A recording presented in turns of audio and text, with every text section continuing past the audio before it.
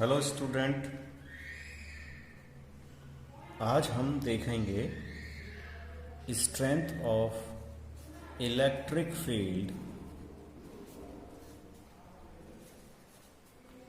On equatorial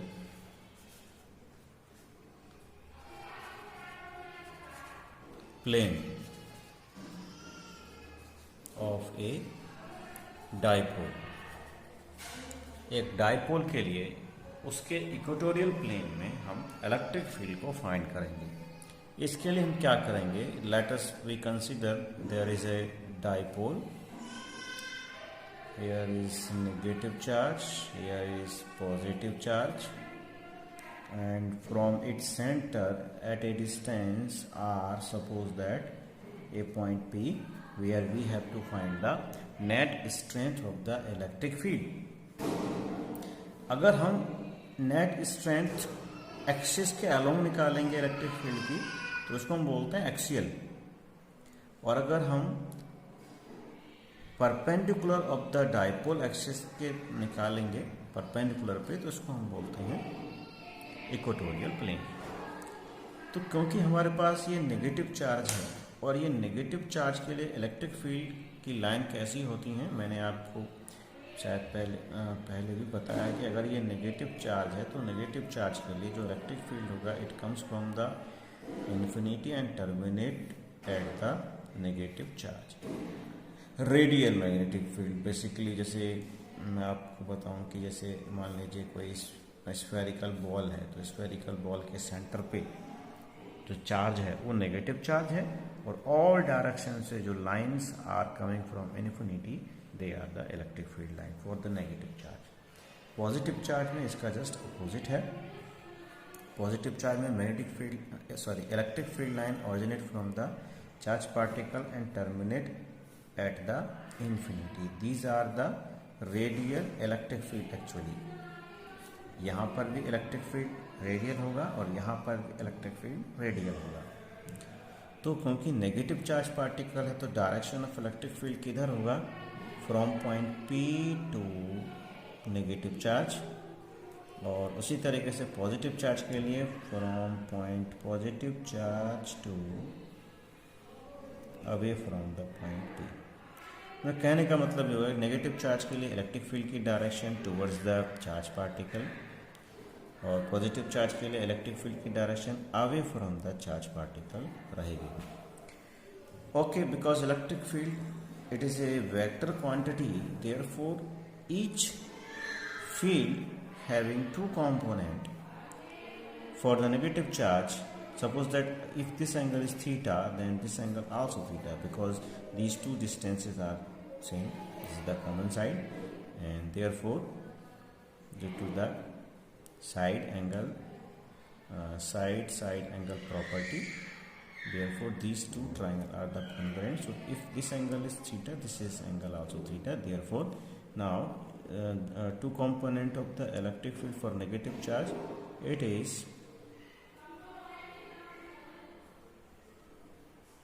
angle theta, this angle theta. This is these two angles are equal because both are the corresponding angle, and these two angles are equal because they are the interior alternate angle. Therefore, two component of electric field, this one is E negative cos theta and this one is E negative sin theta. Similarly, positive charge के लिए electric field रहेगा, to component बनेंगे, एक तो यही note कर दूं मैं पॉजिटिव चार्ज के लिए cos थीटा, और यहाँ पे पॉजिटिव चार्ज के लिए जो फील्ड बनेगा कौन सा रहेगा, ये it is noted at here because there is no space. Positive charge Q के लिए इलेक्ट्रिक फील्ड का कंपोनेंट कौन सा हो जाएगा, sine theta. It is told you in 11th class, everyone know about it.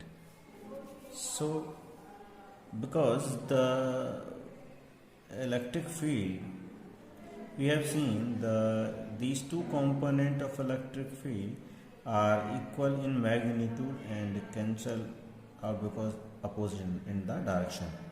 So here first we find the magnitude of the electric field due to the negative charge. It is 1 upon 4 pi epsilon naught, and the charge is q upon the separation distance. If this is, let us suppose a, this is r, then this distance becomes is equal to a square plus r square. So a square plus r square, equation 1. Similarly, for the magnitude of positive charge, 1 upon 4 pi epsilon naught, because we are taking the magnitude of the negative charge, so it becomes positive. Q upon, it is already positive, a square plus r square, equation number 2. Now E plus Q sin theta and E minus Q sin theta can be cancelled out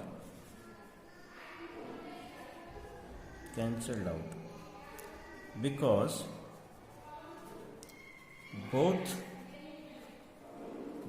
both are equal in magnitude but opposite in direction.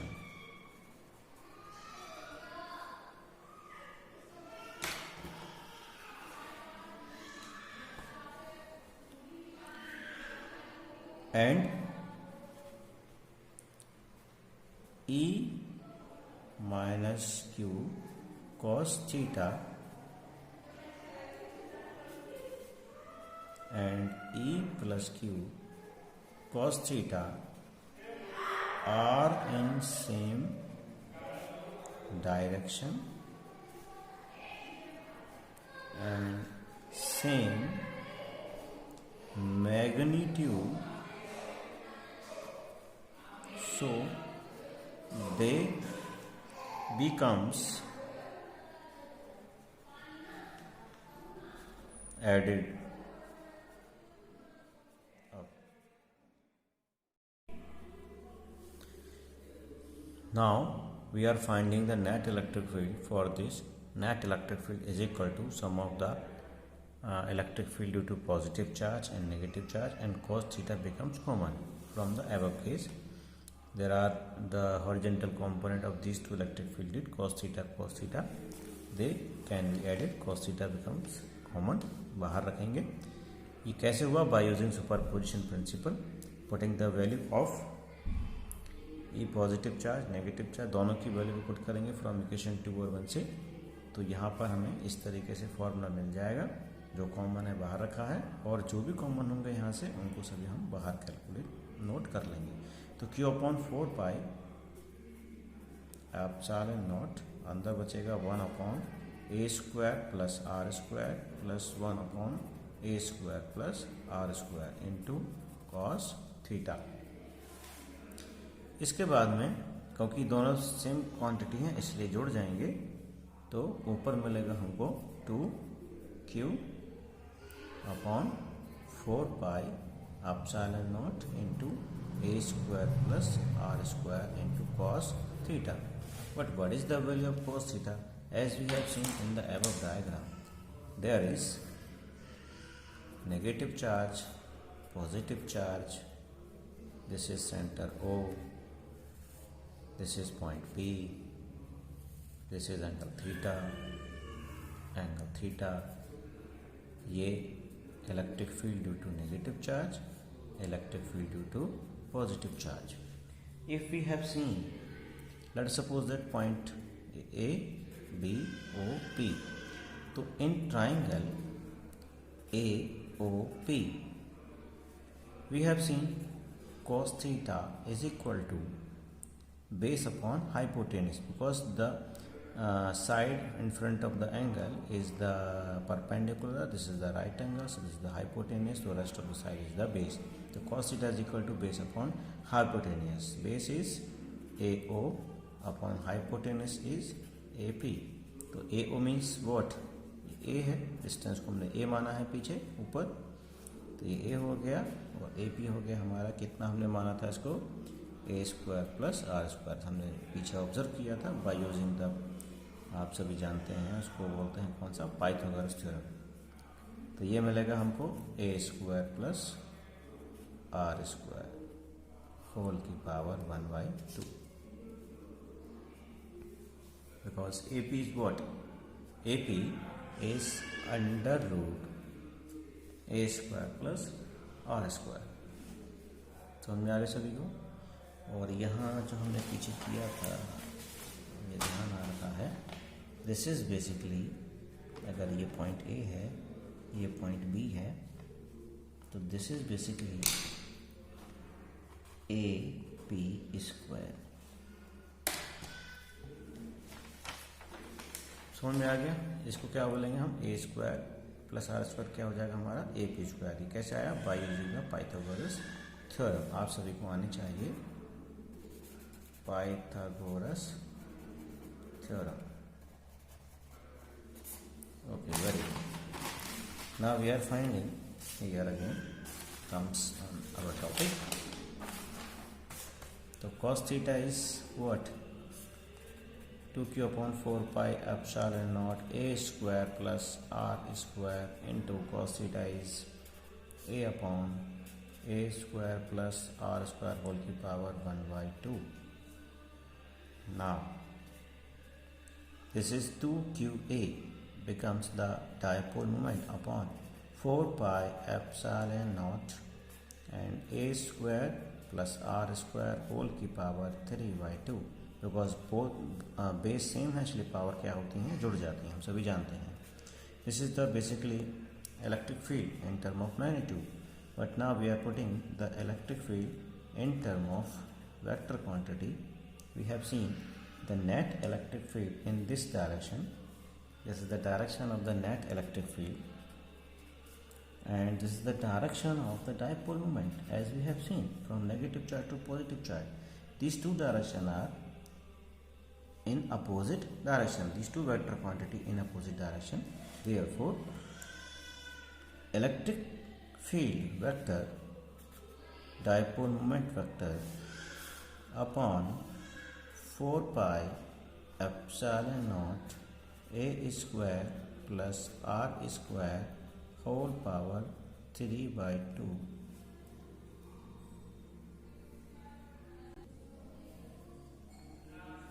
and because direction both are एक दूसरे के opposite हैं, इसलिए जो unit vector होगा वो -p consider किया जाएगा, और इस तरीके से जो इलेक्ट्रिक फील्ड हमको मिलेगा यहाँ पर, it is equal to -p vector upon 4 pi epsilon naught A square plus R square whole power 3/2 and the unit vector of P. This is equation number 4.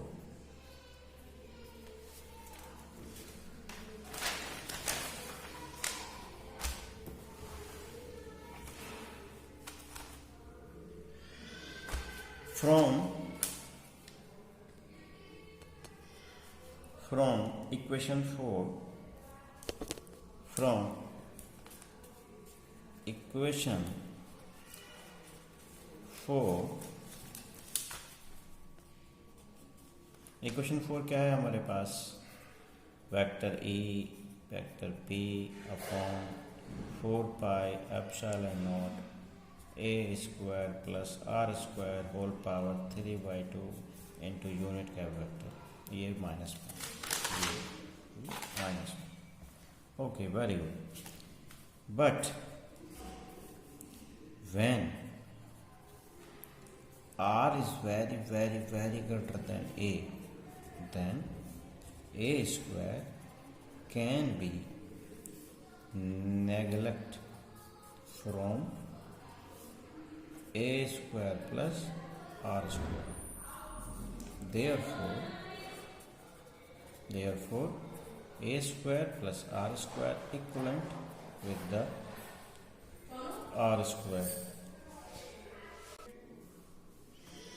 इसको अगर इक्वेशन नंबर हम 5 नाम दे दें, या सॉरी 4 ही है, और इसको अगर हम बोलें इक्वेशन नंबर 5, तो we can replace a square plus r square with the r square. तो फ्रॉम इक्वेशन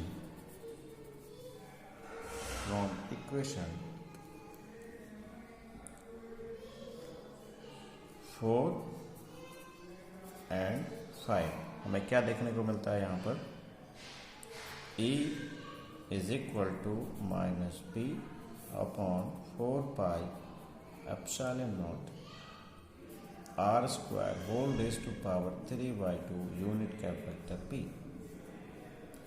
और E vector is equal to P vector, P means what, dipole moment, upon 4 pi epsilon naught r raised to power 3 unit cap vector. This is the net electric field for a dipole on the equatorial plane. So here we have seen for axial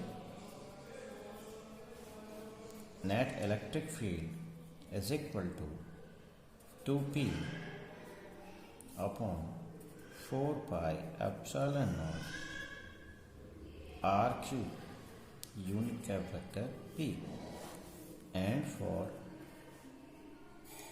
equatorial vector E is equal to minus P vector upon 4 pi epsilon naught r cube unit vector P। अगर हम इसको compare करें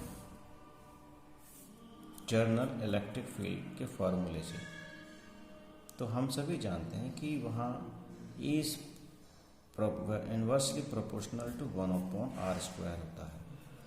लेकिन अगर इसको हम इस तरीके से नोट करें कि माना ये सभी क्या हैं, फिक्स्ड क्वांटिटी, कौन कौन है इसमें, all these are constant, dipole moment constant है, ये सभी क्या है, ये कांस्टेंट है।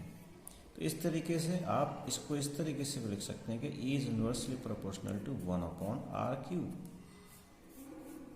same as here. So in case a dipole moment, we should remember, in case a dipole moment, the electric field strength is always vary as 1/r power 3. But in case for a single point charge, ये किसके लिए हमने पढ़ा है, dipole के लिए, और ये किसके लिए है, फॉर सिंगल पॉइंट चार्ज, किसी एक पॉइंट चार्ज के लिए। यहाँ 2 पॉइंट चार्ज हैं जो एक फिक्स डिस्टेंस पे सेपरेट है, यहाँ एक ही पॉइंट चार्ज है। यहाँ इलेक्ट्रिक फील्ड कैसे वेरी करेगा, it is inversely proportional to the square of separation distance. किसकी, किससे, माना अगर कोई चार्ज आपके पास यहाँ पर है तो उससे कितनी डिस्टेंस पर आप इलेक्ट्रिक फील्ड निकालने वाले हैं, उस डिस्टेंस के स्क्वायर के इन्वर्सली प्रोपोर्शनल है। और यहाँ जो आपके पास डायपोल है इसके एक्सिस से या फिर इसके इक्वेटोरियल प्लेन में कितनी डिस्टेंस पर आप फील्ड निकालेंगे, उस डिस्टेंस के क्यूब के इन्वर्सली प्रोपोर्शनल होगा। इसका आप विशेष ध्यान रखेंगे। तो अगर वीडियो अच्छा लगा हो तो लाइक करें, शेयर करें, चैनल को सब्सक्राइब करें। Thank you.